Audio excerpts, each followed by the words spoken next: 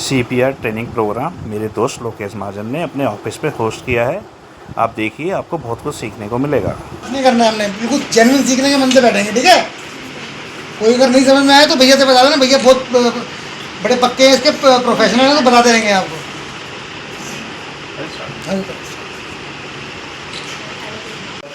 Emergency department में almost मेरे को 5 साल हो गए मैक्स में वर्किंग करते करते एमरजेंसी में, और साथ साथ मैं पूरे वर्ल्ड में ट्रेनिंग्स भी कराता हूँ। और डॉक्टर्स को भी ट्रेन करता हूँ, नर्सिंग स्टाफ को भी ट्रेन करता हूँ, और इवन जो नॉन मेडिकल लोग हैं उनको फर्स्ट एड की ट्रेनिंग्स भी मैं प्रोवाइड करता हूँ ऑल ओवर वर्ल्ड। तो नाउ आज का जो प्रोग्राम है वो फॉर श्योर आप लोगों के लिए बहुत इंपॉर्टेंट भी है, और आप लोगों के लिए भी आज का जो प्रोग्राम है वो हर किसी के लिए बहुत इंपॉर्टेंट है, क्योंकि आप लोगों ने देखा भी होगा, सुना भी होगा, काफ़ी सारे लोगों की डेथ हो रही है, और वो भी सडन। और एक्सरसाइज करते करते कुछ टाइम के बाद सडनली वो कॉलेप्स होके गिरे और सडनली डेथ होगी विद इन 5 मिनट के अंदर अंदर। हेल्दी पर्सन सिंगिंग करते करते डेथ होगी, पार्क में जॉगिंग कर रहे हैं, जॉगिंग करते करते सडनली कॉलेप्स, बेहोश होके गिरे और डेथ होगी। तो आजकल स्पेशली कोविड के बाद, कोरोना के बाद काफ़ी सारे इंसिडेंट्स हो चुके हैं, और एवरी डे लाखों लोगों की डेथ होती है। क्योंकि ये जो सिर्फ ये ट्रेनिंग नहीं है, बेसिकली ये हर पर्सन को आना चाहिए, बेसिकली लाइफ सेविंग प्रोसीजर से आपको बेसिक नॉलेज है। Cardiac arrest absolutely correct. तो जो कार्डियक अरेस्ट है ना, आजकल काफ़ी ज़्यादा लोगों को ये प्रॉब्लम स्ट्राइक कर रही है, एंड वी नेवर नो। हमको नहीं पता, ना मुझे पता, ना आपको पता है कि कब किसको कहाँ पे कार्डियक अरेस्ट स्ट्राइक हो। कार्डियक अरेस्ट में उनकी लाइफ को बचाओ, तो वही हम लोग आज सीखेंगे। मतलब ऑलमोस्ट 1-2 घंटे की ट्रेनिंग है प्रॉपर। तो इसमें प्रॉपर मैं आपको बताऊंगा कि बाई चांस अगर ऐसा कोई पर्सन है जिसको कार्डियक अरेस्ट हो गया, तो उस पर्सन को कैसे बचाएं। फिर अब थोड़ा समझते हैं कार्डियक अरेस्ट होता क्या है बेसिकली। तो कुछ आइडिया है कि कार्डियक अरेस्ट इंडिया में नहीं पूरे वर्ल्ड में वो कार्डियक अरेस्ट कैसे होता है। तो कार्डियक अरेस्ट कभी मतलब देखा हो पेशेंट या सुना हो कभी, या कभी कुछ एक्सपीरियंस किया हो कि कार्डियक अरेस्ट होता क्या है। हार्ट की पंपिंग बंद रहती है, हार्ट की पंपिंग बंद रहती है। सिंपल कॉन्सेप्ट है कि जो हार्ट है वो फंक्शन करना बंद कर दे। एंड ऑलरेडी सब लोगों को पता भी है हार्ट का फंक्शन, हार्ट का काम क्या होता है, पूरे ब्लड को बॉडी के अंदर क्या करता है, सर्कुलेट। है ना। अब ये हार्ट अगर इटसेल्फ अगर स्टॉप हो जाएगा तो उसकी वजह से क्या होगा कि मेन ऑर्गन्स को ब्लड सप्लाई मिलना क्या हो जाएगा, बंद हो जाएगा। सडनली जो हार्ट है वो काम करना बंद कर देगा। ठीक है, याद रहेगा। कार्डियक अरेस्ट का मतलब जो हार्ट है वो काम करना बंद कर दो। अब देखो हार्ट अगर काम करना बंद कर दिया तो हार्ट के बाद शरीर के अंदर, बॉडी के अंदर सबसे मेन ऑर्गन कौन सा है, हार्ट। तो एग्जैक्टली जो अप्रोक्सीमेटली जो टाइम है, मोटर टाइम जिसको बोलते हैं, वो है 3 to 5 मिनट्स। कितना टाइम है हमारे पास, 3 to 5 मिनट्स। तो अगर किसी भी पर्सन अगर 3 to 5 मिनट में, 3 से 5 मिनट में अगर आपने कोई एक्शन लिया तो ही हो सकता है वो पर्सन बच पाए। अगर 3 से 5 मिनट में अगर कोई एक्शन नहीं लिया तो 3 से 5 मिनट के बाद होता क्या है, हार्ट तो ऑलरेडी बंद है ना, और 3 से 5 मिनट के बाद क्या होता है, ब्रेन सेल्स परमानेंट डेड होना शुरू हो जाता है, और लगभग 7 से 10 मिनट का टाइम लगता है ब्रेन को परमानेंट डेड होने। एंड पूरे वर्ल्ड में सिर्फ यही बचा हुआ है। अगर ब्रेन सेल्स परमानेंट अगर डेड हो गए तो पूरे वर्ल्ड में कोई ऐसी फैसिलिटी नहीं है जो ब्रेन सेल्स को द्वारा रीजनरेट करे या उसको जिंदा करे। बाकी सब कुछ पॉसिबल है। लंग्स काम नहीं कर रहे हैं तो भी हमें डिफरेंट मशीन, लंग्स का आर्टिफिशियल मशीन आ रहा है, बट ब्रेन सेल्स या ब्रेन का अभी तक से कोई अल्टरनेटिव नहीं है। तो कार्डियक अरेस्ट में होता है कि हार्ट तो बंद हो गया ऑलरेडी, और 3 से 5 मिनट देते हैं आप कि मतलब ये पेशेंट डेड हो, वो डेड का मतलब वही है कि हार्ट ऑलरेडी बंद, ब्रेन भी डेड हो गया, तो इसका मतलब बॉडी के अंदर और कुछ भी ऑर्गन नहीं, ऑलमोस्ट वो पर्सन क्या होता है, डेड ही होता है। बट हम लोग उस पर्सन की लाइफ को क्या कर सकते हैं, बचा सकते हैं।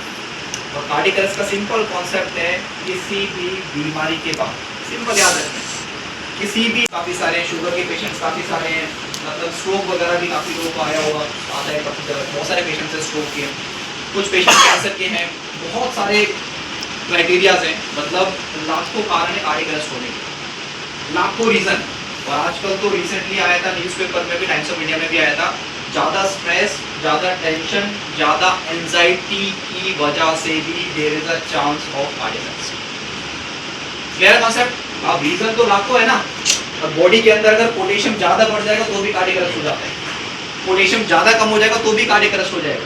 तो रीजन बहुत सारे हैं, बट मुझे इतना थोड़ा सा कॉन्सेप्ट क्लियर रखना है कि अगर मेरे सामने किसी भी पर्सन को कार्डियक अरेस्ट अगर होगा तो मुझे सबसे पहला जो इम्पोर्टेंट पॉइंट है, मुझे इतना पता होना चाहिए कि उस पर्सन को कार्डियक अरेस्ट है या नहीं है, मतलब पहचानना।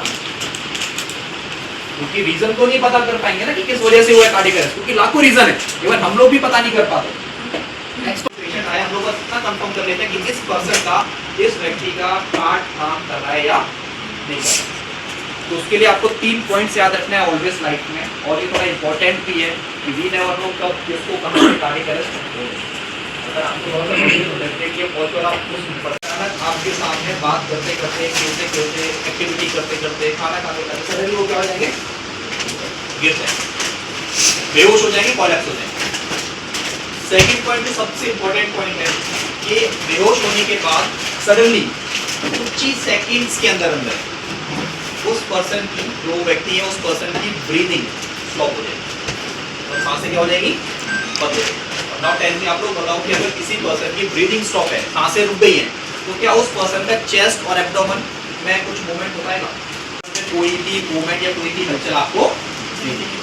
तो ये 3 पॉइंट्स हैं जिससे हम लोग ये कंफर्म कर लेते हैं कि हमारे सामने जो पर्सन है उनका हार्ट दिल काम कर रहा है या नहीं कर रहा है। कौन से 3 पॉइंट्स याद रहेंगे? ये थोड़ा इंपॉर्टेंट भी है रियल सिनेरियोस के अकॉर्डिंगली। पेशेंट बेहोश मिलेंगे, अनकॉन्शियस, ब्रीदिंग स्टॉप हो जाएगा और चेस्ट और एब्डोमेन में कोई भी मूवमेंट।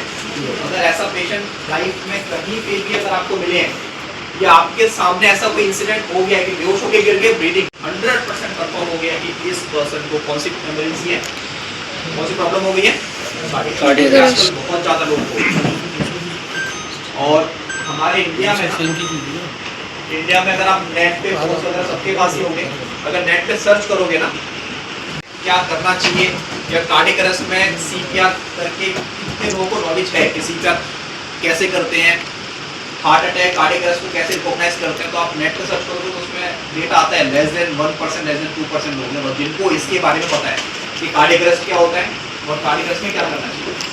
लेस देन 1 और 2% ही लोग हैं, अभी सर्च करोगे तो आ जाएगा क्लियरली।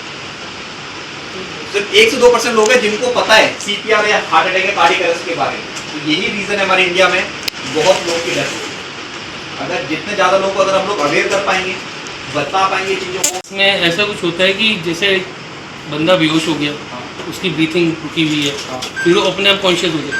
हाँ, वो अब अगला डिस्कस कर लेंगे हम। अगला कुछ सब टाइम होता है ना कि तो बेहोश हो गए लेकिन कुछ टाइम बाद अपने आप होश में आ गया, अपने आप रिस्पॉन्स करना शुरू किया। वो कभी कभी पैनिक अटैक वगैरह हो जाता है, बीपी लो होने की वजह से भी हो जाता है। तो कौन से पेशेंट में करते हैं सीपीआर? जो पेशेंट अनकॉन्शियस बेहोश है, सांसें रुक गई हैं और चेस्ट में कोई भी मूवमेंट नहीं हो रहा, जिसका मतलब होता है कार्डियक अरेस्ट। ठीक है, अब सीपीआर कुछ डाउट है, कुछ क्वेरीज समझ में आ रहा है ना कॉन्सेप्ट अभी? ठीक है, नेक्स्ट है सीपीआर करने के लिए आप सिंपल कॉन्सेप्ट याद रखें। दोनों शोल्डर्स के ऊपर क्या किया मैंने? टैप। हेलो सर, क्या नाम है आपका? Hello, open your eyes, hello. मैंने क्या किया, फर्मली जोर से मैंने टैप किया शोल्डर्स के ऊपर और मैंने पूछने की कोशिश करी क्या ये पेशेंट आके बोल पा रहे, नहीं बोल पा रहे, कुछ बोल पा रहे, नहीं बोल पा रहे, कुछ हाथ पैर का मूवमेंट कर पा रहे हैं या नहीं कर पा रहे। अगर ना तो ये कुछ बोल पा रहे हैं, ना ही कुछ आई ब्लिंक मतलब आंखें बोल पा रहे हो, ना ही कुछ मूवमेंट कर, तो इसका मतलब ये पर्सन क्या है, अनकॉन्शियस बेहोश है। अब मुझे इमीडिएटली क्या करना है, थोड़ा ध्यान रखना है कि इमीडिएटली मुझे एम्बुलेंस को कॉल करना है। अगर ऐसा सिचुएशन कभी भी किसी के साथ भी होता है, अगर वो पर्सन बेहोश हो गए हैं तो मुझे इमीडिएटली उसको कॉल करना है। एम्बुलेंस का नंबर क्या है हमारे दिल्ली एनसीआर में?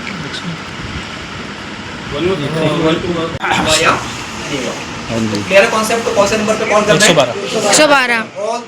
आज नहीं करा वो, आज कैंसिल कर दिया। 2 घंटे बिठा के नंबर है हमारा, क्या नंबर है? 112। मंगलवार को। और उससे भी अच्छा है कि अगर आप जहाँ पे भी रहते हो उसके आसपास अगर कोई प्राइवेट हॉस्पिटल है तो उसका एम्बुलेंस हॉस्पिटल में गए थे अभी करके रख सकते। एप्लीकेशंस में आएगा और क्लिक करना और एम्बुलेंस आपके घर पे ऑलवेज आ जाएगी।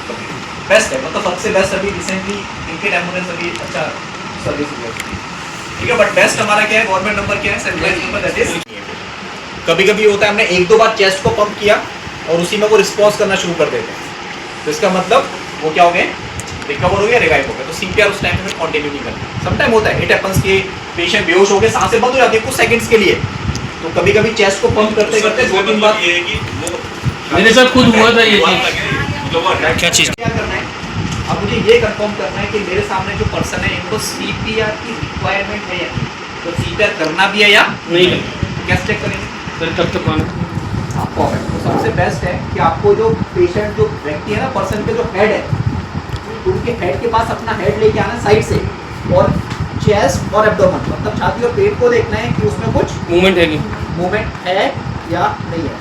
तो इसमें आप अप्रोक्सीमेटली 5 सेकंड्स मिनिमम ले सकते हैं। तो सिंपल कॉन्सेप्ट है, अगर मेल पेशेंट है तो आप क्लोथ्स को रिमूव भी कर सकते हैं, और अगर फीमेल पर्सन है, फीमेल पेशेंट है, तो आप क्लोथ्स के ऊपर से भी सीपीआर स्टार्ट कर सकते हैं। ठीक है, तो मुझे करना क्या है, दोनों में से कोई भी हाथ यूज कर सकते हैं, राइट भी कर सकते हैं, लेफ्ट भी कर सकते हैं।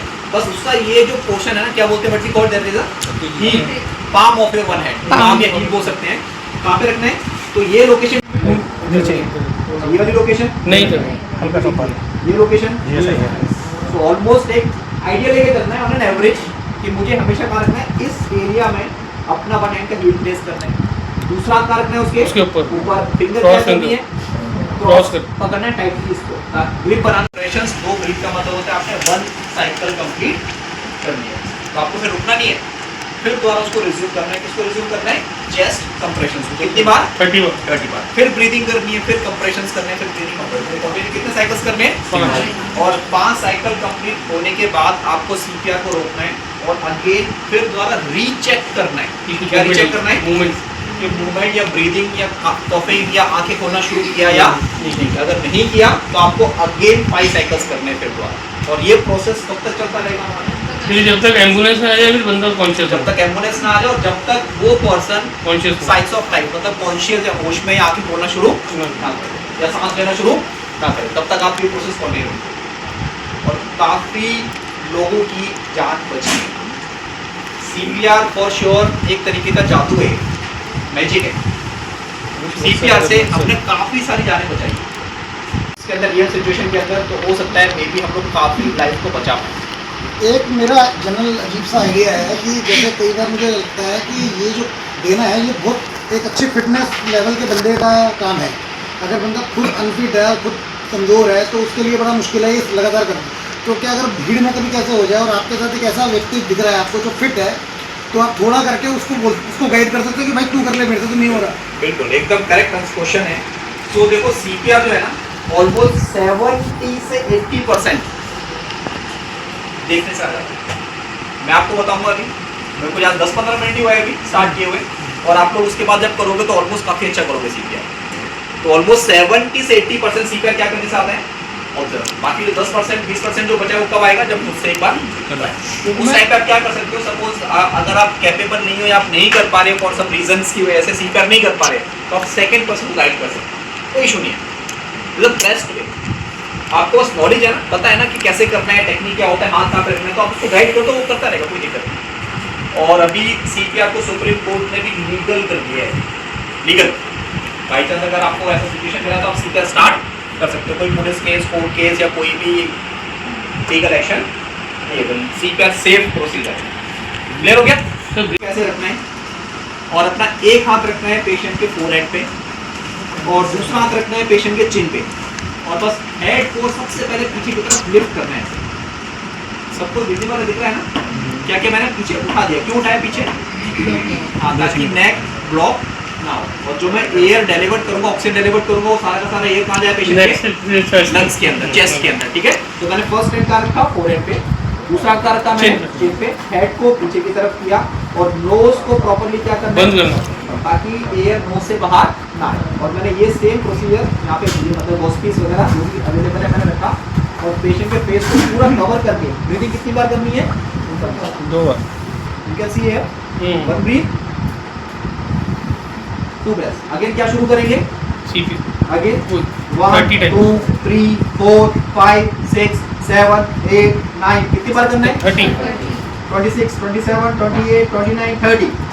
अगेन हेड को एलिवेट किया, 1 ब्रीथ 2 ब्रेथ। अगेन 1 2 3, इसी स्पीड से करना है, 5 6 7 8 9, कितनी बार करना है, 30 और ये कंटिन्यू कितना बार, 5 times। और 5 साइकिल्स के बाद दोबारा क्या करना है, पहले चेक करना है एक बार कहीं चेक करना है कि वो वापस दोबारा रिस्पॉन्स करना शुरू किया या। और अभी रिसेंटली तो शायद 2-3 महीने के अंदर अंदर फ्लाइट में back to back 2 cardiac arrest हुए थे 2-3 महीने के अंदर अंदर, फ्लाइट के अंदर ऊपर एयर में, और दोनों पैसेंजर्स को सेव कर दिया गया था, दोनों बच गए थे अभी 2-3 महीने के अंदर अंदर, 3 महीने के अंदर अंदर 2 cardiac arrest back to back flight के अंदर, और लकीली वो दोनों पैसेंजर्स बच गए। क्यों? क्योंकि उनको भेजे ना आई थिंक 1 मिनट के अंदर अंदर सीसीआर किया वहीं पर, और फ्लाइट के अंदर ही वो रिवाइव हो गए, मतलब रिस्पॉन्स करना शुरू कर दिया। और काफ़ी लोगों की डेथ हुई है, बहुत फेमस सेलिब्रिटीज़ हैं, टीवी एक्टर्स हैं जो 2023, 24, 25 में डेथ हुई है। काफ़ी सारे एग्जाम्पल्स हैं, लाइक एक फेमस सिंगर थे ना के हाँ बहुत हुए हैं। केके का तो मतलब लाइव इवेंट चल रहा था, गाना गाते गाते घबराहट हुई, और जब तक केके का हॉस्पिटल तब तक डेथ हुई। अभी रिसेंटली हाँ सर्जन थे, कार्डियक सर्जन जो थे, रिसेंटली उनकी भी डेथ हुई है because of cardiac arrest, same incident. और हमारे फॉर्मर जो प्रेसिडेंट थे डॉक्टर APJ अब्दुल कलाम जी, लेक्चर देते रहते हैं। आसाम के अंदर स्पीच दे रहे थे, आसाम के अंदर सडनली वो चेस्ट में कुछ हर्ट हुआ और वही स्टेज पे बैठ गए थे साइड में पोडियम के बगल में ही, और जब तक नहीं गए तब तक डेथ हो गई। काफ़ी सारे एग्जाम्पल्स हैं। और टीवी एक्टर थे Siddharth Shukla, famous big boss TV actor, big boss famous Siddharth Shukla, right because of cardiac. काफ़ी सारे एग्जाम्पल्स हैं, काफ़ी सारे लोगों की डेथ होती है हर दिन, लाखों लोग मरते हैं बिकॉज ऑफ कार्डियक। रीज़न क्या है इंडिया में सबसे बड़ा रीज़न? उनको अगर नहीं पता चला कि मुझे कोई प्रॉब्लम हो रही है तो कैसे मतलब वही सबसे बड़ा जो इशू है ना, हर बीमारी को हम लोग मतलब पहले से ही बॉडी वार्निंग साइन दे देती है। हर चाहे कुछ भी हो जाए, बॉडी क्या देगी आपको? वार्निंग साइन देगी। अगर आपने वो साइन पहचान लिए, सिम्टम्स पहचान लिए, तो हो सकता है आप हॉस्पिटल जाके ट्रीटमेंट करा पाए। सर कहते हैं कि 2-3 आवर से पहले ही इंसान को आ जाते हैं। यही प्रॉब्लम है कार्डियक अरेस्ट में, ऐसा कुछ भी नहीं।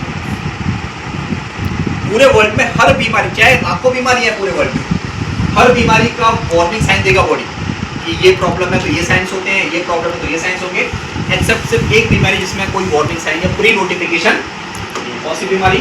Cardiac arrest. ये सडन हो जाती है, मतलब अच्छा खासा हेल्थी पर्सन जॉगिंग करने गया, खाना खा रहे हैं, खाना खाते खाते कोलैप्स हो गए, कोई हिस्ट्री नहीं, कोई बीपी नहीं, कोई शुगर का हिस्ट्री नहीं, डेथ हो गई, सिंपल। और ये होता है इस वजह से, सिंपल याद रखना, हार्ट के अंदर एक छोटा सा पेस मेकर, सब हार्ट के अंदर छोटा सा पेस मेकर होता है नेचुरली, हर किसी के हार्ट के अंदर होता है। और वो पेस मेकर का काम क्या होता है? वो 24/7 हार्ट की मसल्स को इलेक्ट्रिक इम्पल्सेस प्रोवाइड करता है। और कार्डियक में क्या होता है? वो पेस मेकर, सिंपल याद रखना, काम करना बंद कर देता है, और उसके कारण कुछ भी हो सकता है। करंट लगने की वजह से भी पेस मेकर काम करना बंद कर सकता है, ब्लीडिंग की वजह से भी कर सकता है, बीपी लो की वजह से, बीपी हाई की वजह से, टेंशन, स्ट्रेस, एंजाइटी की वजह से, पोटेशियम बढ़ने की वजह से, लाखों रीजन है। बट आपको इतना याद रखना है, कार्डियक का मतलब होता है हार्ट का रुक जाना, बस। और क्यों रुका? क्योंकि जो पेस मेकर है वो काम करना, उसको मैनेज करना पड़ता। ऐसा करना प्रैक्टिस ताकि आप रियल में वो सिचुएशन एक्चुअल हैंडल कर पाओ।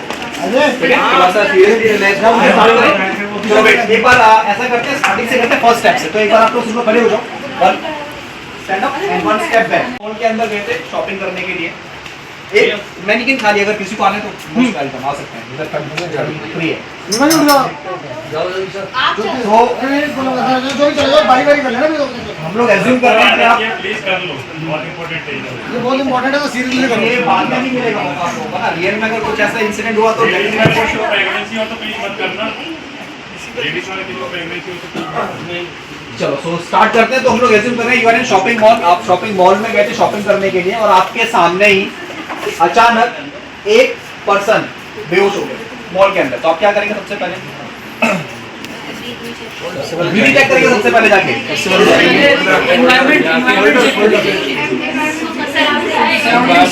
सराउंडिंग, सारे सराउंडिंग देखेंगे कैसा है, क्या है। सराउंडिंग क्राउड है तो क्राउड को थोड़ा अगर स्टेयर में गिर गया तो उसको प्लेन में लेके आएंगे। Very good. स्टेयर से गिरा है तो उनको थोड़ा प्लेन में लेके आ जाएंगे। चलो वेरी गुड। हम लोग एज्यूम कर रहे हैं कि आसपास का जो सराउंडिंग है वो सेफ है। आप क्या कर रहे हैं?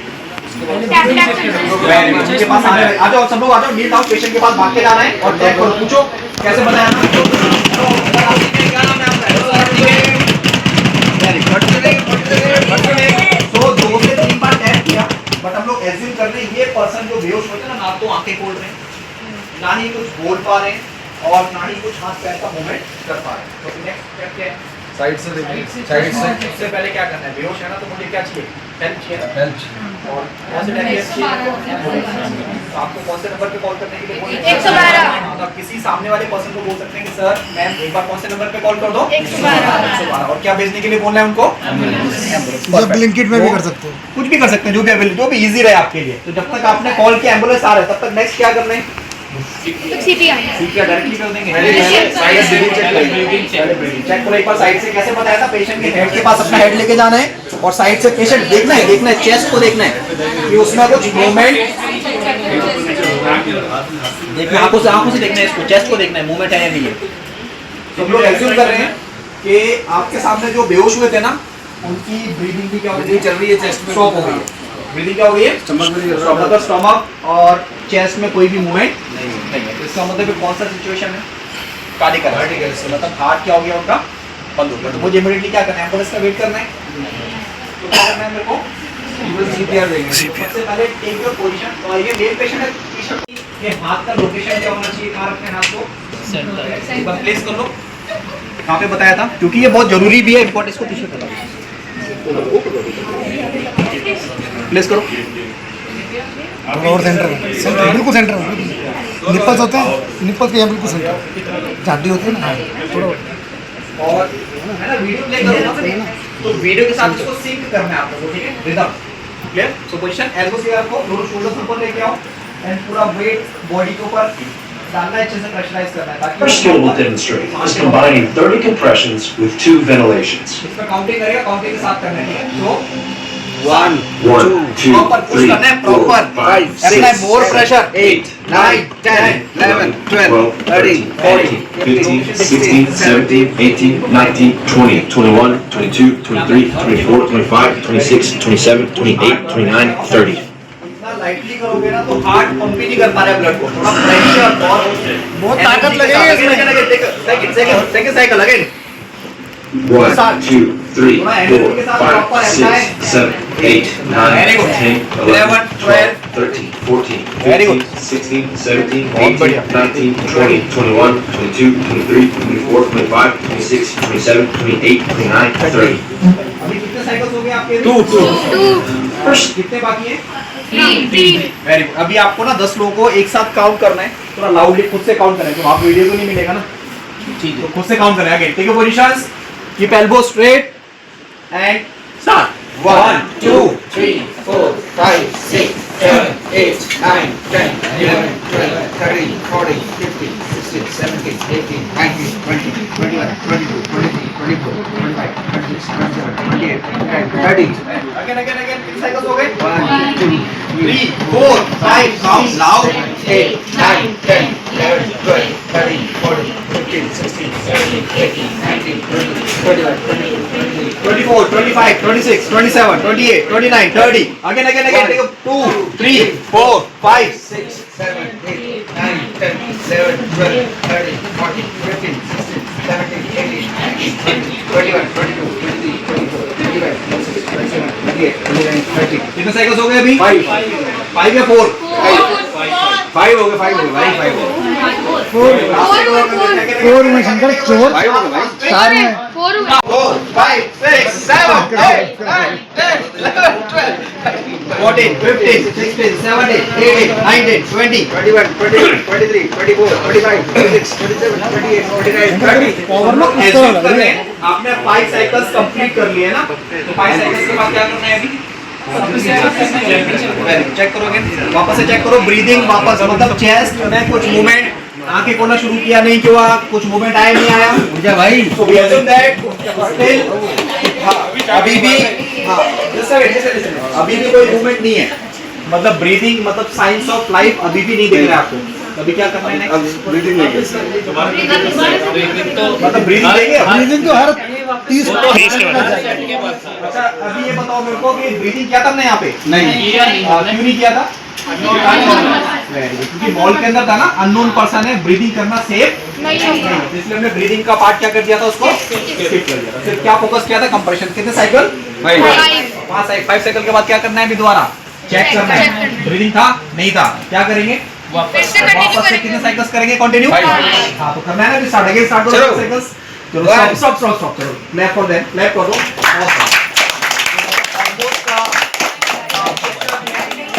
अगर ये एफर्ट अगर आप रियल में रखोगे ना, रियल में अगर इस तरीके से करोगे तो फॉर श्योर हो सकता है हम लोग पर्सन की लाइफ को बचा पाए।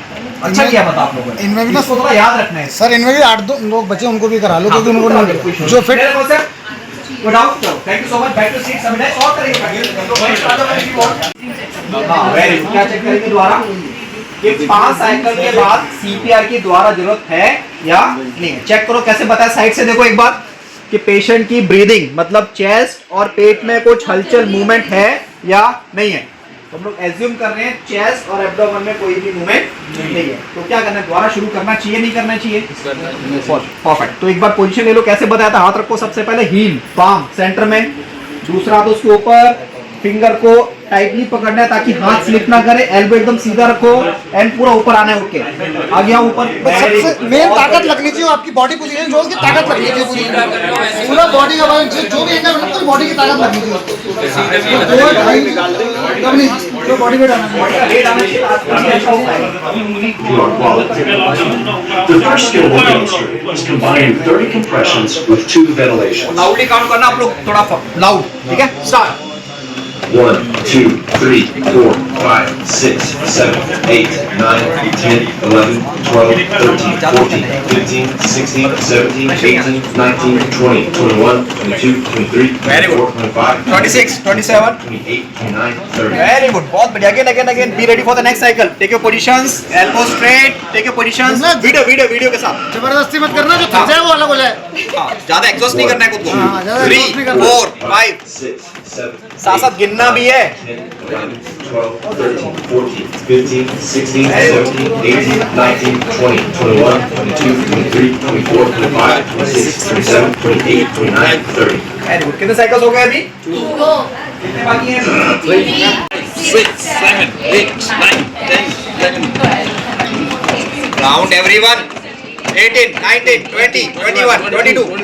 25, 26, 27, 28, 29, 30. Again position, take your positions and be ready for next cycle, 4th cycle. Start. 1, 2, 3, count loud. 5, 6, 7, 8, Loudly.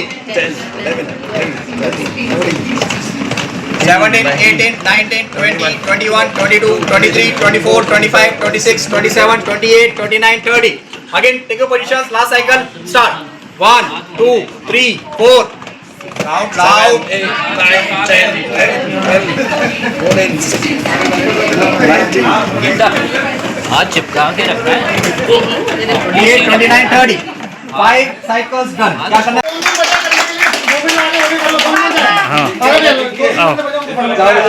आजा भी आजा।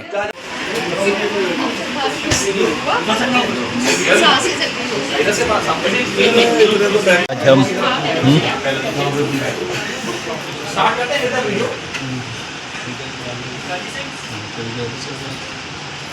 The first skill we'll demonstrate इसमें सबसे इम्पोर्टेंट है प्रेशर ही इम्पोर्टेंट है।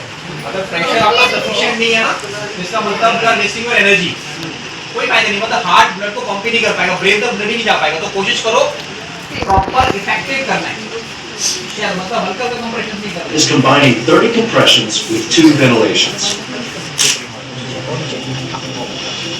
1, 2, 3, 4, 5, 6, 7, 8, 9, 10, 11, 12, 13, 14, 15, 16, 17, 24, 25, 26, 27, 28, 29, 30. ब्रीदिंग स्किप कर देते हैं और 1, 2, 3, 4, 5, 6, 7, 8, 9, 10, 11, 12, 13, 14, 15, 16, 17, 18, 19, 20, 21, 22, 23, 24, 25, 26, 27, 28, 29, 30. और बीच में स्टॉप हो गया था पापा। अब विदाउट वीडियो करते हैं। Count out 5, 6, 7, 8, 9, 10, 11, 12, 13, 14, 15, 16, 17, 18, 19, 20, 21, 22, 23, 24. राजू भैया, हाँ हाथ को उठाओ मत। राजू भैया स्टार्ट 1 2 3 4 5 6 7 8 9 10 11 12 13 14 15 17 18 19 20 1 2 3 4 5 6 7 8 9 10 सिस्टम प्रोसेस तो पता है। थोड़ा एक पॉइंट और है कि बाई चांस अगर आप सीपीआर कर रहे हैं ना एंड सीपीआर करते करते आपको कुछ आवाज आएगी कटक कटक, क्या मतलब है उसका?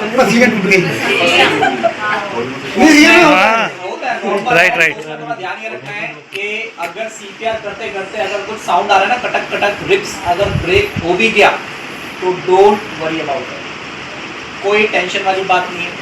हमारा उस समय सबसे मेन फोकस किस पे रहना चाहिए? पेशेंस लाइफ को बचाना। अब चाहे रिप्स टूट रही है टूटने दो, 12 इधर है राइट में 12 लेफ्ट में, टोटल कितना हो गया रिप्स? 24 में से अगर 4-5 अगर टूट भी गया कोई दिक्कत नहीं है, बोन द्वारा क्या हो जाएगा? रिपेयर हो जाएगा। लेकिन अगर आपने उस टाइम पे सीपीआर अगर स्टॉप कर दिया तो there is a 100% chance patient couldn't survive, नहीं बच पाएगा पर्सन। ठीक है, क्लियर है कॉन्सेप्ट? तो रिप्स टूट रहा है, वॉइस आ रहा है, साउंड आ रहा है, कोई दिक्कत नहीं, आपको सीपीआर क्वालिटी में कोई भी कंप्रोमाइज नहीं करना। और पहले जो पुराने डॉक्टर्स थे ना वो लोग ये बोलते थे जब तक आपने 2-4 रिप्स नहीं तोड़ा तब तक आपको अच्छा सीपीआर नहीं दिया है ना। तो अच्छा सीपीआर का मतलब एक दो रिप्स टूटता टूटता है, उसका कॉमन है। क्लियर है कॉन्सेप्ट?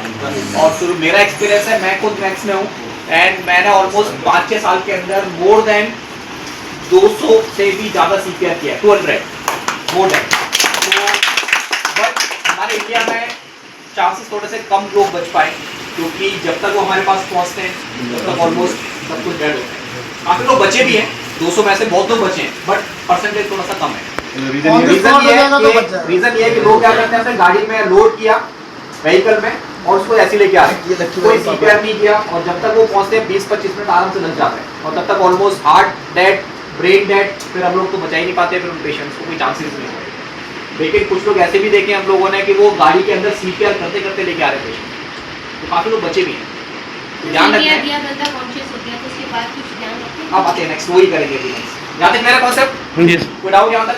चलो नेक्स्ट कॉन्सेप्ट ये है कि आपने और लकीली आपके सीपीआर करने से 2 मिनट 4 मिनट 6 मिनट 10 मिनट के बाद वो पर्सन ने खांसना शुरू किया, कफिंग या आंखें खोलना शुरू कर दिया, प्रॉपर होश में नहीं है बट उसने खांसना शुरू कर, या हाथ पे हिलाना शुरू कर दिया, अब क्या करेंगे? या मतलब बेहोश है ना अभी भी लेकिन सांसें सीपीआर कंटिन्यू रखेंगे, सीपीआर कंटिन्यू करेंगे, ब्रीथिंग देंगे, हॉस्पिटल लेके जाएंगे, और कुछ जाना ही है। मतलब ऐसे व्यक्ति को या ऐसे पर्सन को ऐसा सीधा कभी नहीं रखना है। और हमारे पास बहुत सारे पेशेंट आते हैं ऐसे कि जो लोग उनके घर वाले क्या करते हैं कि गाड़ी के जो बैक सीट होता है ना उस पर पेशेंट को लिटा देते हैं और ऐसे रखते हैं सीधा, जो कि बिल्कुल भी रिकमेंडेबल नहीं है, बैठा के रखना है। और क्योंकि पेशेंट तो वो बेहोश है, बैठ भी नहीं पाएंगे, उल्टा करेंगे तो और नहीं वो दिक्कत। सबसे पहले थोड़ा ध्यान रखना है क्योंकि बहुत लोगों की जान चली गई है, डेथ हो गई है सिर्फ एक स्मॉल मिस्टेक, एक गलती की वजह से। कि जैसे ही वो उनके घर वाले आसपास के लोग बेहोश हुए, अनकॉन्शियस हुए, उन्होंने क्या किया, उनको सीधा रख दिया। सीधा रखने से क्या होता है, क्या प्रॉब्लम हो सकती है, कुछ आइडिया है कुछ? अगर ऐसा सीधा रखेंगे बेहोश पेशेंट को, क्योंकि बहुत बेहोश तो किस वजह से हो सकते हैं, कुछ रीजन होता है बेहोश होने का। क्या वो पर्सन बेहोश हो गए, क्या हो गए? सांस चल रही है लेकिन क्या हो गए वो बेहोश। तो कभी भी ऐसा मत रखिए क्योंकि इस वजह से काफ़ी लोगों की डेथ हो चुकी है। लोग क्या करते हैं, ऐसे लिटा दिया सीधा बेड पे और पेशेंट बेहोश है और अचानक उन्हें वॉमिटिंग किया, वॉमिटिंग किया और ऐसे वो कहाँ जाएगा, सीधा विंड पाइप में जाता है, लंग्स के अंदर जाता है और वो लंग्स का रास्ता क्या होता है, बंद हो गया। समटाइम क्या होता है, मुंह में से ब्लड आ रहा है, झाग आ रहा है, सिक्रीशन भी आता है समटाइम, बहुत सारा सिक्रीशन झाग निकल रहा है और मैंने ऐसे सीधा रखा तो क्या होगा, वापस कहाँ जाएगा। इसी वजह से कुछ लोगों की डेथ हुई। और पानी भी नहीं पिलाना, पानी तो बिल्कुल भी अलाउ नहीं है जब तक पेशेंट होश में नहीं है, मतलब होश में नहीं आता तब तक मुझे बाय माउथ कुछ भी देना अलाउ नहीं। लोग देखा है मैंने, लोग नॉर्मली पानी देते हैं, पानी डाल रहे हैं, हाँ बिल्कुल भी अलाउ नहीं है। क्यों? क्योंकि डायरेक्टली वो कहाँ जाता है, विंड पाइप में जाता है, जो कि विंड पाइप सांस के रास्ते को चोक लेती है और अच्छा खासा पर्सन, अच्छा खासा पेशेंट की डेथ हो जाती है। फिर एक स्मॉल मिस्टेक कि मैंने बेहोश पेशेंट के मुंह में पानी डाल दिया या कुछ भी सॉलिड ऑब्जेक्ट डाल दिया, कुछ भी अलाउ याद रहेगा। तो अगर कोई भी बेहोश है चाहे वो किसी भी वजह से हुआ है, बीपी लो, शुगर लो, tension, panic attack, stress, anxiety, या ब्रेकफास्ट नहीं किया या फास्टिंग में था, तो मुझे क्या करना है, सबसे पहले चेक करना है बेहोश होने के बाद सांसें, ब्रीदिंग है या नहीं है। अगर ब्रीदिंग है, बेहोश है, तो क्या करना है, रिकवरी साइड वाइज। अब इसको करते कैसे, तो मैं आपको डेमोस्ट्रेट भी कर देता हूँ। चाहे वो कितना भी ओवरवेट पेशेंट है या फिर हेल्दी पर्सन है, नॉर्मल पर्सन है, आप हर पेशेंट को इस टेक्निक से आप इजीली क्या कर पाओगे, टर्न कर पाओगे। क्योंकि वैसे अगर आप रोल करोगे, और मैं खुद उतना मतलब हेल्दी नहीं हूँ और मेरे सामने कोई हेल्दी पर्सन है, तो मैं उसको नहीं कर पाऊँगा। तो ये जो टेक्निक है ना सामने जो दिख रहा है, ये सबसे बेस्ट तरीका है पेशेंट को क्या करने का, किस में रखने का, रिकवरी का। तो एक बार तो वॉलंटियर चाहिए होगा, कौन आएगा, कोई भी आ जा बेटा, बेटा जा, जल्दी जल्दी पेशेंट की एक्टिंग खड़ा हो, जाओ जाओ जल्दी। हमारा कि अचानक वो बेहोश हुए, रीजन तो मुझे नहीं पता ना, हाथ बंद करके सो जाओ आराम से 2-4 मिनट, ठीक है। तो वी डोंट, रीजन तो नहीं पता मेरे को, कुछ भी रीजन हो सकता है ना बेहोश होने का, बट मुझे इतना पता है कि मैं उस पर्सन के पास गए, सामने गए, मैं कुछ नहीं कर, सीपीआर नहीं करूंगा मैं, ठीक है।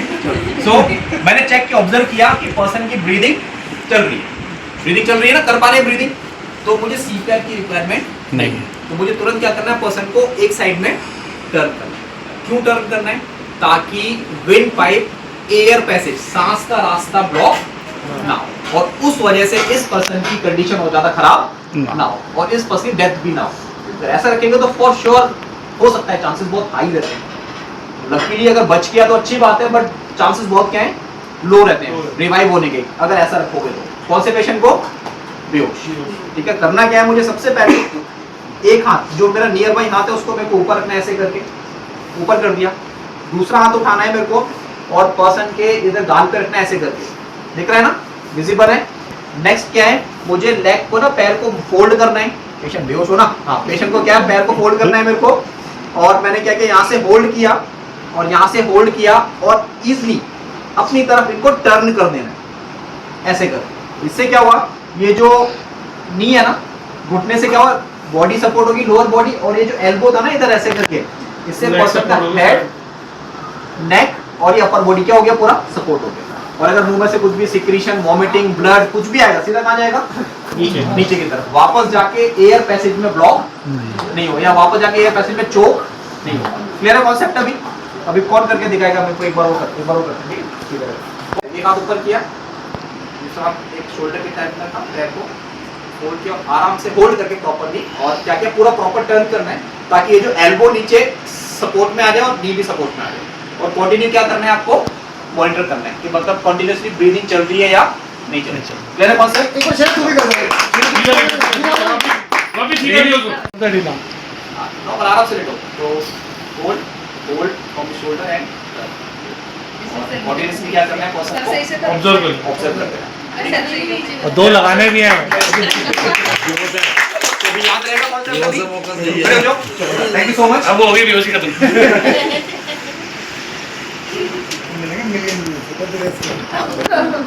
साइन अगर पहचान लिया तो हो सकता है आप लोग जल्दी पेशेंट को कहाँ लेके जा पाए, हॉस्पिटल। तो क्या वो साइन होते हैं हार्ट अटैक के, लेफ्ट साइड में दर्द होता है, कंधे से जाता है, कंधे से नीचे, स्वेटिंग भी होता है काफी ज्यादा, और बोलने के कुछ लेकिन फेस से भी है वो तो अनकॉन्शियस तो होता ही जाएगा, दिखा दे, पसीना आएगा। पसीना आएगा। परफेक्ट। तो ये सबसे पहला होता है, सबसे बेसिक जो साइन है ना, क्या लिखा हुआ है, चेस्ट पेन। क्या होता है, चेस्ट पेन। हाँ, वो सेंटर से लेफ्ट, अचानक चेस्ट के सेंटर से पेन लेफ्ट होता है, कहाँ से शुरू हो रहा है पेन, सेंटर से। है ना, देख पा रहे हैं, फोटोज दिख रहे हैं सारे, और वो पेन स्लोली क्या हो रहा है, बैक पे भी जाएगा, कंधे में भी इंक्रीज जाएगा। हो रहा है ना। तो हो सकता है लेफ्ट शोल्डर में भी होना शुरू हो जाए, कुछ टाइम बाद लेफ्ट आर्म में पेन शुरू हो जाएगा, हो सकता है सम टाइम नेक में, जॉ में। तो ये जो पेन होता है इसको बोलते हैं सीवियर चेस्ट पेन, मतलब बहुत तेज पेन होता है, बहुत ज्यादा सीवियर, इतना ज्यादा सीवियर होता है कि उस पर्सन को लगेगा कि वो मरने वाला है, फीलिंग अबाउट टू डाई, इतना सीवियर पेन होता है। कौन से कंडीशन में, हार्ट अटैक में। तो पहला साइन क्या हो गया, चेस्ट पेन। दूसरा साइन होता है उस पर्सन को सडनली बहुत ज़्यादा ओवर स्वेटिंग होना शुरू हो जाएगा, बहुत ज़्यादा क्या होगा, पसीना आना शुरू हो जाएगा उस पर्सन को। आप चाहे उसको फैन के नीचे बिठाओ, एसी के नीचे बिठाओ या कूलर के सामने बिठाओ, स्वेटिंग रुकेगा नहीं, वो कंटिन्यू क्या होता रहेगा, चलता रहेगा। एक्सेसिव, और इतना ज्यादा स्वेटिंग होता है कि जितने भी कपड़े पहने सब गीले हो जाते हैं, इतना एक्सेसिव स्वेटिंग होता है हार्ट अटैक में। पहला हो गया चेस्ट पेन, दूसरा हो गया स्वेटिंग, और थर्ड पॉइंट है वो है ब्रीदिंग डिफिकल्टी, मतलब सांस लेने में दिक्कत, उसको घबराहट शुरू हो जाएगी और सांस लेने में क्या होना शुरू हो जाएगा, दिक्कत। तो ये 3 मेजर साइन है जो कि directly clear and cut indicator है, किसके इंडिकेटर है, हार्ट अटैक के। अगर ऐसा पेशेंट, ऐसा पर्सन कहीं पे भी अगर आपको मिले हैं तो आपको immediately without wasting a single second क्या करना है, उनको लेके जाना है कहाँ पे, डॉक्टर। क्लियर है कॉन्सेप्ट? बट उस समय थोड़ा ध्यान रखना है 4 पॉइंट जो कि इंपॉर्टेंट है। अगर आपने ये 4 पॉइंट फॉलो किए, हो सकता है मैं पेशेंट को सही सलामत या प्रॉपरली हॉस्पिटल लेके जा पाऊँ, क्योंकि हमारे इंडिया के अंदर हार्ट अटैक वाले पेशेंट हॉस्पिटल पहुंच ही नहीं पाते। ऑलमोस्ट 40 से 50% पेशेंट ऐसे हैं जो रास्ते में ही, घर पे ही बेहोश होकर डेथ हो जाती है। बहुत पेशेंट्स हैं ऐसे, बहुत केस हैं ऐसे, और उसका रीजन क्या होता है कि हम लोग क्या करते हैं, सम टाइम बहुत स्मॉल गलतियां कर देते हैं, मिस्टेक्स कर देते हैं, जिस वजह से अच्छा खासा पर्सन की डेथ हो जाती है। तो करना क्या चाहिए, 4 पर थोड़ा ध्यान रखना है। अगर किसी को भी हार्ट अटैक आपको लग रहा है, सिम्टम्स, साइंस, सबसे पहला पॉइंट, इस पर्सन को कभी भी लिटाने की कोशिश नहीं करना है। क्या नहीं करना है, लोग क्या करते हैं, लिटा देते हैं बेड। या तो इनको बिठा के रखो, या तो नीचे 2-4 पिलो लगा दो, और हेड को क्या रखना है, अप करके, क्योंकि अगर आपने लाई डाउन कर दिया ना, क्योंकि घबराहट हो रहा है ना, सांस लेने में दिक्कत, तो वो प्रॉब्लम और ज्यादा बढ़ जाएगी। तो क्या करके रखना है, मुझे हेड को लिफ्ट करके रखना है, या तो आप क्या कर सकते हैं, पेशेंट को बिठा के रखो, सिटिंग पोजीशन में रखना है मुझे। सेकंड पॉइंट है, जितने भी टाइट क्लोथ्स है ना, शूज, सॉक्स वगैरह, टाई, हटा दो, सब निकालो। इमीडिएटली क्या करना है, रिमूव करना है, लूज करना है। Third point, for fresh air के लिए आप डोर्स, विंडोज को क्या कर सकते हैं, अगर डोर्स विंडोज ओपन नहीं कर पा रहे हो, पॉसिबल नहीं है, तो एटलीस्ट एक हार्ड कार्डबोर्ड लेके क्या करना है, हवा देना है, कंटिन्यूअसली फैन करना है, हवा करनी है। और फोर्थ पॉइंट जो कि बहुत इंपॉर्टेंट है, हार्ट अटैक में कभी भी वॉक नहीं कराना, जो कि सबसे ब्लंडर मिस्टेक लोग यही करते हैं कि पर्सन हॉल के अंदर है, बेडरूम है, रूम के अंदर है, लोग क्या करते हैं, वॉक करा के बाहर तक लेके आते हैं, जो कि बिल्कुल भी अलाउ नहीं। अगर पेशेंट एक स्टेप भी चलेगा तो इसका मतलब उसकी कंडीशन खराब होने के चांस बढ़ रहे हैं, और वी नेवर नो, कुछ नहीं पता कि कब पेशेंट की कंडीशन इतनी ज़्यादा खराब हो जाती है कि वो पेशेंट सडनली, हार्ट अटैक वाला पेशेंट किस में चला जाता है, कोमा में, कोमा नहीं, कोलैप्स, कार्डियक अरेस्ट। और हमारे इंडिया में हार्ट अटैक वाले पेशेंट 50-60% पेशेंट ऐसे हैं जो कि रास्ते में ही उनको क्या हो जाता है, कार्डियक अरेस्ट, और लोग उसको समझ ही नहीं पाते कि वो लोग सोचते हैं अरे अभी तो ठीक थे, सांस ले रहे थे, और वो अचानक क्या हो गए, बेहोश हो गए, सांसें बंद हो गई। इसका मतलब वो किस में चले गए।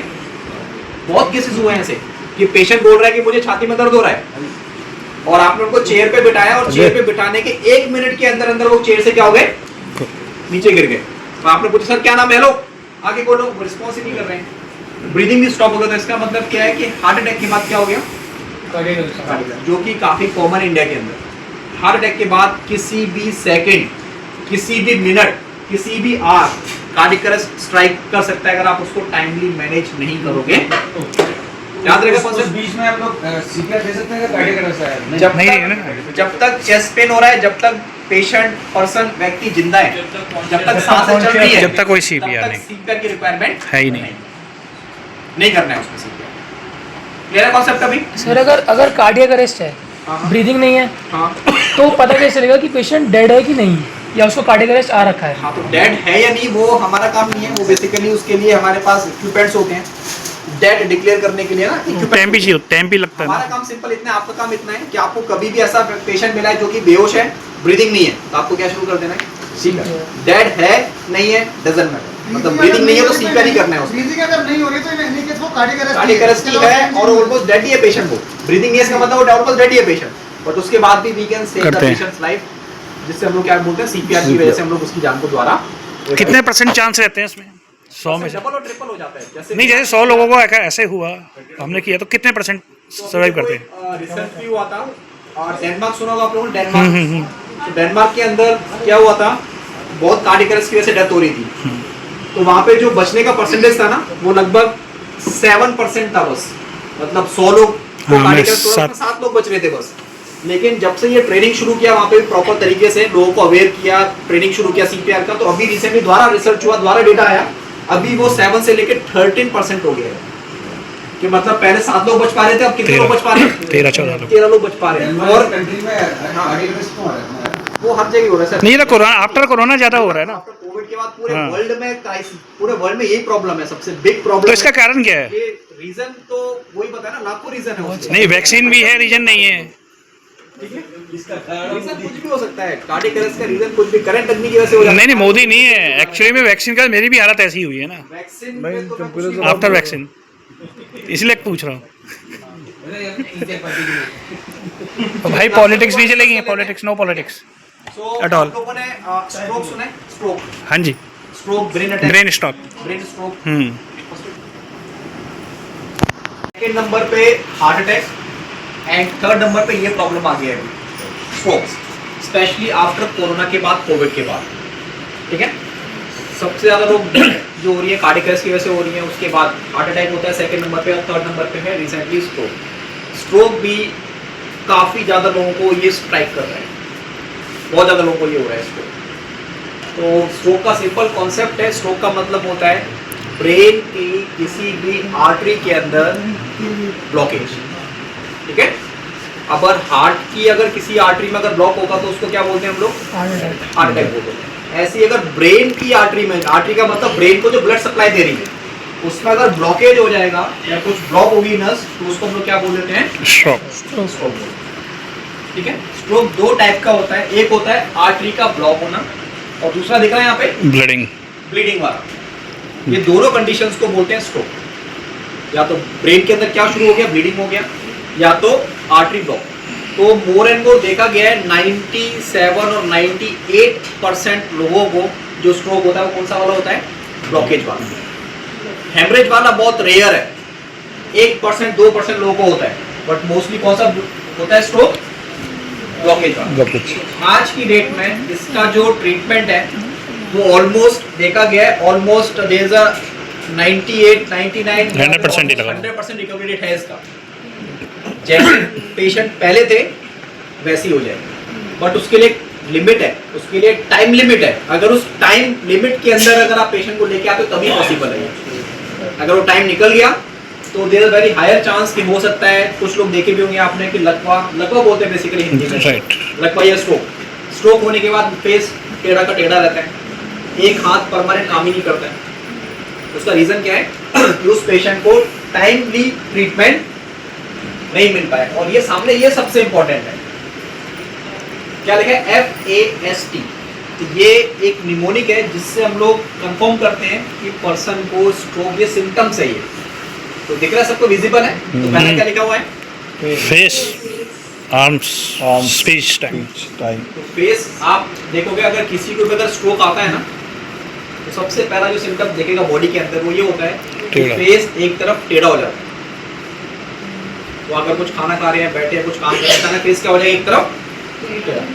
सेकंड थिंग क्या होता है? मतलब हाफ बॉडी, हो सकता है लेफ्ट साइड, हो सकता है राइट साइड, हाफ बॉडी क्या हो जाएगी? पैरालाइज टाइप की हो जाएगी, मतलब प्रॉपर तरीके से काम नहीं कर पाएगी। आप बोलोगे सर दोनों हाथ ऊपर उठाओ, एक साइड तो प्रॉपर काम कर रहा है लेकिन एक साइड प्रॉपर काम नहीं कर पाएगी। और थर्ड क्या लिखा हुआ है? Speech difficulty. आप बोलोगे आपका नाम क्या है, तो वो क्लियरली नहीं बोल पाए, बोले मतलब हकला के बोलेंगे, क्लियरली सेंटेंस नहीं बोल पाएंगे। ये जो तीन कॉमन है ना पॉइंट, फेस एक तरफ टेढ़ा हो जाना, आधी बॉडी काम नहीं कर पाती, पैरालाइज टाइप का हो जाएगा, और साफ शब्दों में वो नहीं बोल पाएंगे। जिसका मतलब ऑलमोस्ट 60 से 70% वहीं पे कंफर्म हो गया कि पेशेंट को क्या हो गया? पैरालाइज या स्ट्रोक। और सबसे इंपॉर्टेंट इसमें लास्ट पॉइंट क्या लिखा हुआ है? ये थोड़ा इंपॉर्टेंट है। टाइम का मतलब है कि स्ट्रोक में हमारे पास 3 to 4 आवर्स का टाइम होता है आफ्टर सिम्टम्स आने के बाद। अगर 3 से 4 घंटे के अंदर अगर आप पेशेंट लेके आते हो सिम्टम्स आने के बाद, almost there is a higher chance कि वो पेशेंट, वो पर्सन द्वारा क्या हो जाएंगे? नॉर्मल हो जाएंगे। कितने टाइम के अंदर 3 से 4 घंटे, ये गोल्डन टाइम है सिम्टम्स आने के बाद। और अगर ये आपने टाइम वेस्ट कर दिया तो हो सकता है कोई पर्टिकुलर पार्ट परमानेंट डैमेज हो जाता है। अगर वो पार्ट ब्रेन का मेरे हाथ को कंट्रोल कर रहा है तो लाइफ टाइम तक हाथ काम ही नहीं कर पाएगा। अगर वो परमानेंट सेल्स डैमेज हो गया है तो किसकी वजह से? स्ट्रोक की वजह से। तो अगर ऐसा 3 सिम्टम्स याद रखो, फेस एक तरफ टेढ़ा हो जाना, बॉडी प्रॉपर तरीके से हाफ बॉडी राइट साइड या लेफ्ट साइड काम नहीं कर पा रही है सडनली, और थर्ड पॉइंट, या वो क्लियरली सेंटेंस नहीं बोल पा रहे, साफ साफ नहीं बोल पा रहे, हो सकते हैं। मतलब आपको पेशेंट बोलेंगे कि आपने देखा फेस एक तरफ टेढ़ा हो गया, रूप हो गया, और आधी बॉडी तो मूवमेंट कर रही है, और उसके बाद हो सकता है वो बेहोश भी हो जाए।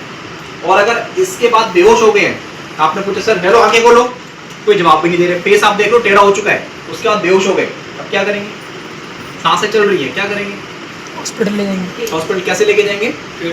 ऊपर साइड वाइज, एक तरफ टिल्ट करके टेढ़ा करके तब लेके जाना, कभी भी सीधा नहीं रखना है, क्योंकि स्ट्रोक में हो सकता है पेशेंट वॉमिटिंग भी कर देता है कभी, और अगर आपने सीधा रखा और वॉमिटिंग किया तो थोड़ा सा प्रॉब्लम इस कंडीशन में तो इसका हॉस्पिटल ले आना ना। और कोई ट्रीटमेंट इसमें एक ही फर्स्ट एड है, विद इन 3 to 4 आवर्स के अंदर पेशेंट को, यही फर्स्ट एड है इसमें। स्ट्रोक में कहते हैं कि अगर 3-4 घंटे तो इंजेक्शन लगता है, वही है, वही होता है, वो उसका इफेक्ट भी आता है 3 घंटे के अंदर अंदर, अगर आता है पेशेंट तब भी लगाते हैं। अगर आपने बोला कि मॉर्निंग में हुआ था 8 बजे और आप इवनिंग में पेशेंट लेके आ रहे हो हमारे पास 5-6 बजे, तो फिर तो वो मतलब परमानेंट वो पर्टिकुलर पार्ट वो डैमेज हो चुका है। जी, तो इसके तो माइनर भी कुछ होता होगा, माइनर भी कई बार खुद रिकवर हो जाती होंगी नसें, ब्रेन में तो काफ़ी नसें होती हैं ना, कई माइनर भी होती है, वो अपने आप ही रिकवर हो जाती है। वो हम लोग कंफर्म करते हैं सीटी करने के बाद ही कंफर्म होता है, विदाउट सीटी के वी कांट रिकॉग्नाइज हाँ कि कितना ब्लॉकेज है, कितना परसेंटेज है, एमआरआई वगैरह करके होता है। लेकिन जब तक वो नहीं हो रहा है तब तक आपने एटलीस्ट ये सिम्टम्स देख के 3-4 घंटे है इसमें तो। ठीक है, क्लियर है कॉन्सेप्ट जी? तो वगैरह में देखा होगा, ठीक है, हाँ जी हाँ जी। चेस्ट के ऊपर कुछ पैडल्स रखते हैं और करंट देते हैं, है ना? तो कभी सोचा वो क्यों कर रहे हैं? काइंड ऑफ सीपीआर, थोड़ा पंप ज्यादा करने के लिए, दिल को उसको धक्का देने के लिए, दिल को धक्का देने के लिए। चलो ग्रेट। और इसको देखो सिंपल है कि ये मशीन और सामने देखा सबसे फर्स्ट वर्ड क्या लिखा हुआ है? एडी। ईडी। तो एडी एक मशीन होती है जो कि क्या करती है, पेशेंट के हार्ट के अंदर करंट देती है।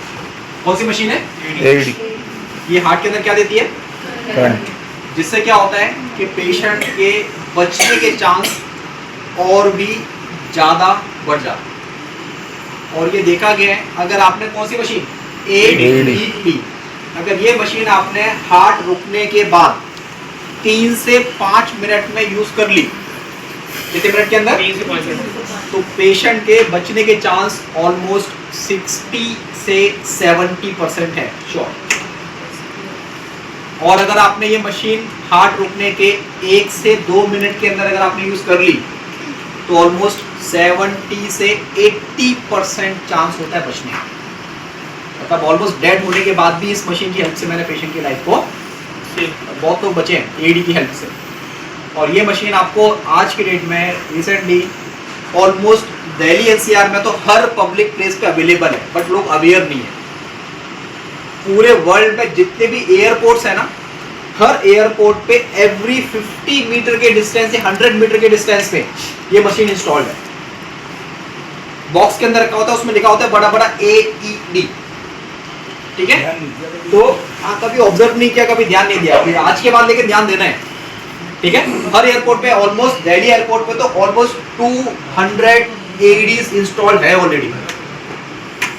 IIT एयरपोर्ट है ना इंदिरा गांधी वाला, उसमें ऑलमोस्ट 200 AEDs इंस्टॉल्ड है ऑलरेडी। हर फ्लाइट के अंदर ये मशीन होती है, चाहे वो डोमेस्टिक फ्लाइट या इंटरनेशनल फ्लाइट, हर फ्लाइट के अंदर ये मशीन अवेलेबल है, वर्किंग कंडीशन में होती है। विदाउट AED के फ्लाइट को टेक ऑफ करने का नॉर्म्स में परमिशन ही नहीं। तो हर फ्लाइट के अंदर, हर एयरपोर्ट्स पे, दिल्ली NCR में ऑलमोस्ट हर मॉल के अंदर ये मशीन अवेलेबल है।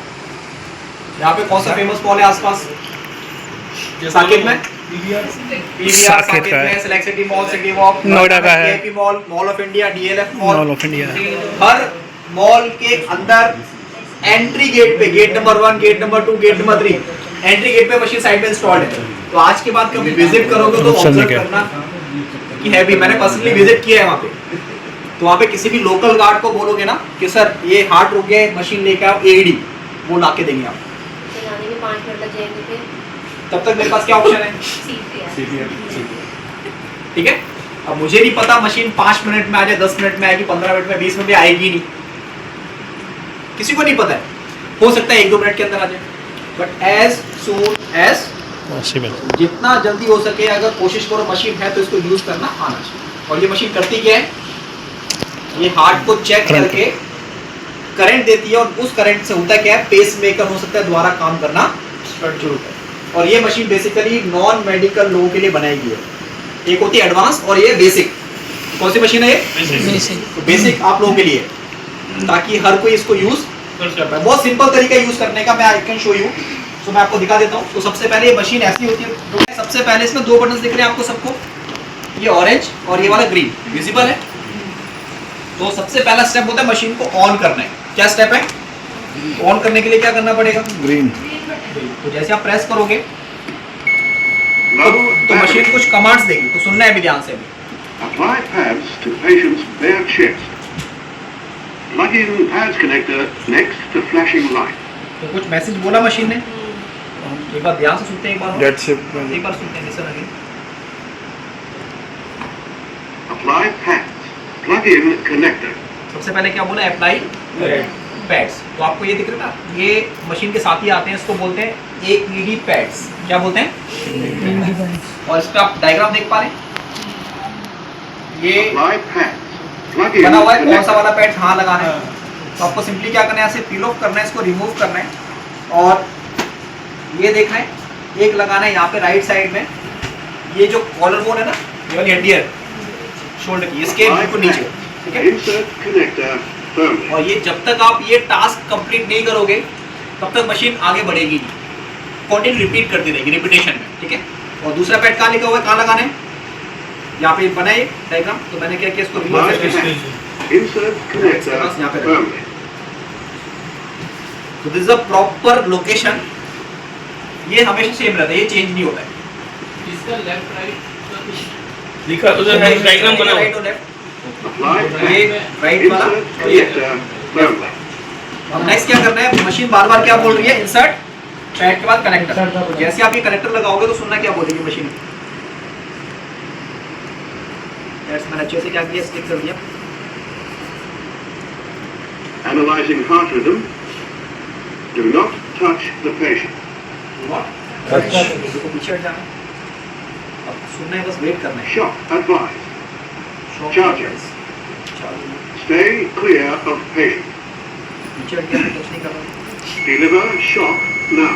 Press the orange button now. Machine क्या इंडिकेशन दे रही है? ऑरेंज। तो एक बार ध्यान से सुनते हैं, एक बार और। Deliver shock now. Press the orange button now. इसका मतलब मशीन ने कंफर्म कर लिया कि हार्ट काम नहीं कर नहीं कर रहा है। तो मैं क्या बोलूंगा, सब लोग पीछे हट जाओ, मशीन शॉक के लिए एडवाइस करिए। जैसे ही मैं बटन प्रेस करूंगा, Deliver shock. Now shock delivered. Shock deliver. अब सुनो एक बार 4. और, Start CPR. दोबारा क्या बोला मशीन ने?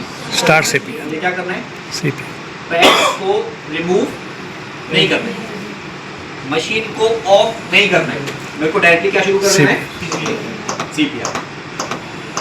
अब इस मशीन के अंदर टाइमर चल रहा है, और वो टाइमर कितनी देर का है? 2 मिनट्स का टाइमर है। कितनी देर का है? और इस 2 मिनट के अंदर मुझे ओनली क्या परफॉर्म करना है, CPR। तो मशीन ने क्या किया, शॉक दिया। कहाँ पे शॉक दिया? हार्ट के अंदर।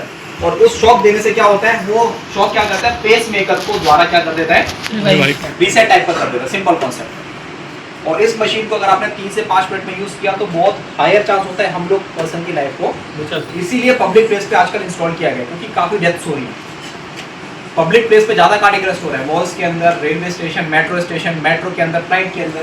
तो इसीलिए जगह जगह ये मशीन आपको मिल जाएगी देखने के लिए। क्लियर है कॉन्सेप्ट? चलो सो लास्ट टॉपिक डिस्कस करते हैं। बॉडी पे लगेगा ना, कॉन्सेप्ट के नीचे चोकिंग। चोकिंग सुना है पहले कभी? चोकिंग क्या मतलब होता है चोकिंग का? हॉस्पिटल जाना जरूरी मतलब सडनली खाना खाते खाते, पानी पीते पीते सडनली कोई भी पार्टिकल या कोई भी कंटेंट या कोई भी ऑब्जेक्ट सडनली कहाँ पे चला जाता है?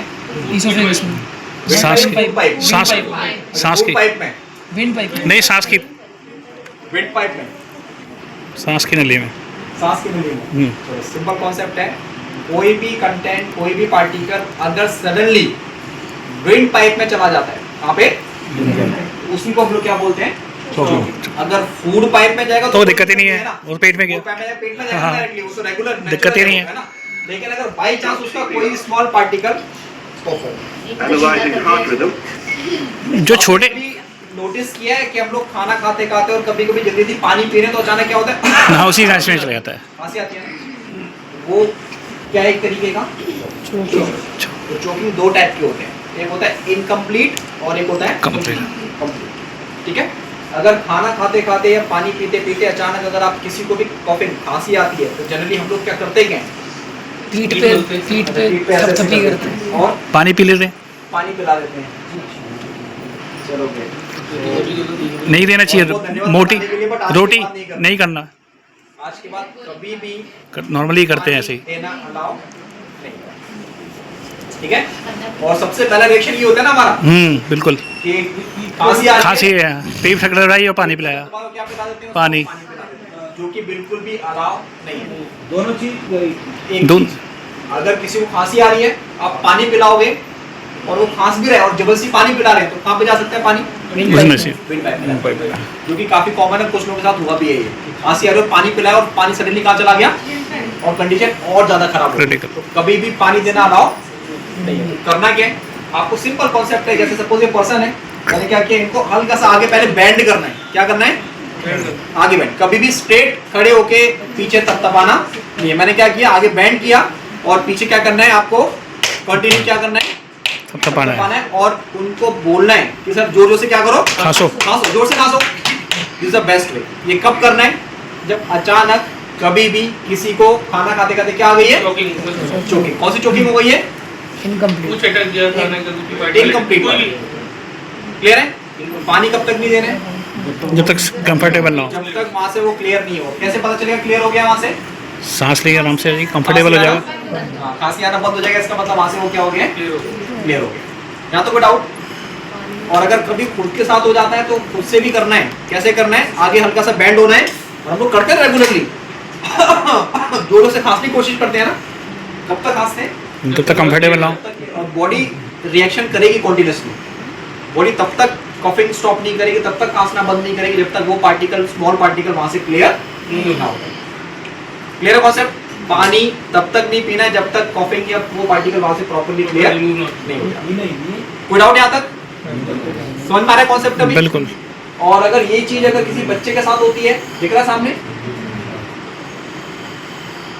एक तो बताया मैंने इनकम्प्लीट जिसमें खांस पा रहा है, और एक होती है कंप्लीट वाली, जो कि कंप्लीट वाली होती है बहुत सीवियर एनर्जी, जिसको सीवियर चोकिंग बोलते हैं जिसको, या लाइफ थ्रेटनिंग कंडीशन भी हो सकती है वो, कि अगर कोई पार्टिकल बड़ा पार्टिकल है और अचानक समटाइम बच्चों में क्या होता है, सीड्स वगैरह हो गए, टॉयज वगैरह, कॉइन्स, मार्बल्स वगैरह हो गए, समटाइम अचानक क्या होते हैं वो विंड पाइप में जाके क्या होते हैं, चोक हो जाते हैं। और उस केस में क्या होता है, बच्चा कंप्लीटली ब्रीदिंग नहीं कर पाता है, कोशिश कर रहा है खांसने की लेकिन कॉफिंग भी नहीं कर पा रहे, और फेस पूरा कैसा हो गया, रेड हो गया, आंखों में से क्या आना शुरू हो गया, पानी आना शुरू हो गया। तो फेस रेड हो गया, खांस भी नहीं पा रहे हैं, कुछ बोल भी नहीं पा रहे हैं, और फेस रेड की वजह से क्या हो रहा है, आंखों में से पानी। इसका मतलब ये भी एक तरीके का क्या है, चोकिंग। लेकिन ये कौन सा वाला है, कंप्लीट या सीवियर है, माइल्ड सीवियर। तो मुझे करना क्या है, सेम कॉन्सेप्ट है, पहले आगे बैंड करना है और मुझे कोशिश करना है 1 2 3 4 5। कितनी बार टैप किया, अगर फिर भी बच्चे ने रिस्पॉन्स नहीं किया तो मुझे नेक्स्ट क्या करना है, पीछे खड़े होना है, दोनों पैर के बीच में ऐसे रख सकते हैं और एक फिस्ट ऐसे बनाना है, पीछे से होल्ड करना है, और ये जो नेवल दिख रहा है ना, बेली बटन, अम्ब्रेकस, नेवल के ऊपर इसको रखना है और इसको पकड़ के आपको 5 बारी पेट को, एब्डोमेन को पुश करना है, लाइक 1 2 जोर से 3 4 5। अब नेक्स्ट क्या करना है, अगर अभी भी नहीं निकला पार्टिकल, अगेन क्या करेंगे, आगे फिर दोबारा बेंड करके 1 2 3 4 5। अभी भी नहीं निकला, बच्चा अभी भी सांस नहीं ले पा रहा है, फेस अभी भी रेड है, तो अभी अगेन क्या करना है, फिर दोबारा पेट को दबाना है। कितनी बार करना है, ये दिख रहा सामने, मतलब 5 बार पीछे तब तपाना है और 5 बार एब्डोमेन को पुश करना है कॉन्टिन्यू। ये कब तक करेंगे, जब तक वो ठीक ना हो जाए, जब तक वो पार्टिकल बाहर ना। कैसे पता चलेगा पार्टिकल बाहर आ गया, बच्चा खांसना शुरू कर देगा, बोलना शुरू कर देगा, आवाज आना शुरू। और सम टाइम अगर वो नहीं निकला, चाहे वो एडल्ट पेशेंट या चाइल्ड है और वो बेहोश हो गए, ब्रीदिंग स्टॉप हो गई है तो अब क्या करेंगे? बेहोश होकर ब्रीदिंग रुक गई है, सांसें रुक गई तो क्या करेंगे? CPR करेंगे। Clear concept? तो चोकिंग की वजह से भी कार्डियक अरेस्ट हो सकता है, हार्ट अटैक के बाद भी कार्डियक अरेस्ट हो सकता है, स्ट्रोक लकवा होने के बाद भी कार्डियक अरेस्ट हो सकता है, बीपी ज़्यादा लो होने की वजह से, बीपी हाई होने की वजह से, करंट लगने की वजह से, पानी में डूबने की वजह से, स्ट्रेस टेंशन, कार्डियक अरेस्ट किसी भी इमरजेंसी के बाद स्ट्राइक कर सकता है अगर आप उसको टाइम से मैनेज नहीं करोगे। Clear concept? और कोई डाउट आप लोगों का? तो जो अभी सीखा है इसको थोड़ा सा ट्रैक भी करना है, अवेयर भी करना है लोगों को, और बाई चांस अगर ऐसा कोई सिचुएशन अगर आपके सामने होता है तो एटलीस्ट आपको सामने आके उनकी हेल्प जरूर करनी है। क्लियर है? चलो थैंक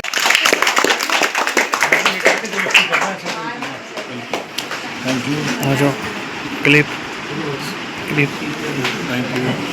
क्लिप।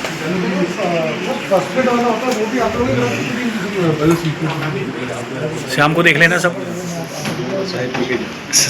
शाम को देख लेना रात को, सही है ना? सब अपने अपने यूट्यूब में स्मार्ट टीवी में चलाना और लाइव। ठीक है नेगी जी, आप ये प्लीज BBC और उसमें जो होते हैं आपके न्यूज़ चैनल में इतने ये बताना कि लोकेश महाजन जी द्वारा ये जो इवेंट रखा गया, जो मेडिकल ट्रेनिंग। नमस्कार, आप यहाँ पे आए अपना समय निकाल के बहुत बहुत धन्यवाद। जैसे कि आप देख रहे हैं लोकेश महाजन जी ने एक CPR ट्रेनिंग सेशन का एक छोटा सा सेशन रखा था, जिसमें हमारे आदरणीय सारे मेहमान लोग आप देख रही है कि उनकी धर्मपत्नी नीमा जी, ये सब हमारे धर्मपत्नी और ये हमारी भाभी हैं, सारे सारे इनके CPR वाले पेशेंट यहाँ पे। कौन कौन है जरा बताएंगे? ये सारे जो ट्रेनिंग लेने आए हैं, माथुर साहब, राजीव कुमार जी, ये माथुर साहब, ये हमारे बड़े भाई साहब चंदन जी, ये दीपक जी, ये अनिल जी, ये सारे के सारे इधर इस माहौल में इकट्ठा हुए लोकेश जी यहाँ पे डिस्कस करते हैं। जैसे कि आप देख रहे हैं कि शंकर जी और संजय जी बात कर रहे हैं, जो हमारे बीच डॉक्टर्स आए हुए हैं, तो उन्होंने बहुत अच्छा यहाँ पे प्रोग्राम कंडक्ट किया है, जिससे हमारे को अवेयरनेस मिली, हमारे अंदर हमारे को नॉलेज मिली कि किसी को कार्डियक अरेस्ट आता है, किस वजह से आता है और क्या क्या कारण होते हैं, और हम उसको उस स्थिति में कैसे उसको सर्वाइव करने की हालात में ला सकते हैं। तो ये बहुत ही अच्छा मतलब लोकेश जी ने ये प्रोग्राम सेट किया यहाँ पे। इससे हमारे छोटे बच्चे, या देखिए इस उम्र के बच्चों से लेके बड़ी उम्र के बच्चे सारे के सारे हमारे बीच में, जिनको एक अच्छा एक माहौल मिला है और बहुत अच्छी चीज़ मिली है। इससे कभी भगवान न करे किसी रास्ते में कुछ हो जाता है तो वो उसको कार्डियक अरेस्ट टाइप की जो बीमारी है इस समाज में आज की डेट में कॉमन हो चुकी है, जो हर दूसरे तीसरे दिन बोले तो एक दिन में हज़ारों लोगों की मौत होती है उससे, जो हमारे को पता नहीं इसके रीजन क्या क्या है। आज हमारे को पता चला वो चीज़ का, और उसको हम कैसे रिवाइव कर सकते हैं उस चीज़ का पता चला। आज बहुत अच्छे से समझाया गया है, बहुत अच्छे से समझाया गया। Thanks for Parampara. Hello everyone, welcome to our channel P3V the great. So friends, मैं हूँ आपका अपना प्रीत कृतज्ञ नेगी। सो मेरे लक्की चाचा जी, जिनका नाम है लोकेश महाजन, उन्होंने अपनी फैक्ट्री में एक प्रोग्राम ऑर्गेनाइज़ किया था जो कि है CPR ट्रेनिंग प्रोग्राम, ताकि लोगों का अवेयरनेस हो सके कि हमें कैसे बचाना है, क्योंकि आजकल बहुत जाने जा रही हैं उसकी वजह से, क्योंकि हर दूसरे दिन लोग मर रहे हैं कार्डियक अरेस्ट की वजह से। सो अगर हम जैसे बच्चे अभी सीखेंगे तो हम आगे का फ्यूचर बचा पाएंगे, आगे की लाइफ्स बचा पाएंगे। सो ये बहुत ही इम्पोर्टेंट है हम सबको सीखने के लिए, और ये बहुत ही इम्पोर्टेंट टॉपिक है। ये देखिए, ये है लक्की चाचा जी, घन्नू ताऊ जी, उनके पापा टिंका ताऊ जी और संजय ताऊ जी, और ये देखिए ये डॉक्टर थे और उनके साथ एक वॉलंटियर भी थे, समझा रहे हैं। देखिए ये है फ़ोटोज़, कुछ फ़ोटोज़ जो हमने खींची थी। जैसा कि आपको पता है कि हम एक बार पहले भी परंपरा बॉक्सेस एंड कार्ड्स में जब एग्जीबिशन था, हमने वीडियो डाली थी जहाँ प्रगति मैदान में, जैसे कि आपने देखी ही होगी। ये देखिए, ये दीदी हैं। फ्रेंड्स, आपने भी देखा होगा, क्योंकि कोविड के बाद इतनी जाने जा रही हैं कि सबको कार्डियक अरेस्ट हो रहे हैं, तो आप भी ज़्यादा से ज़्यादा लोगों का शेयर करिए, क्योंकि वो भी समझे कैसे देते हैं CPR, और वो भी लोगों की जानें बचा पाएँ। उन्होंने सब पे डिफरेंसेस बताए, मैं अच्छे से समझाया। Bye bye friends, see you later, see you again, bye.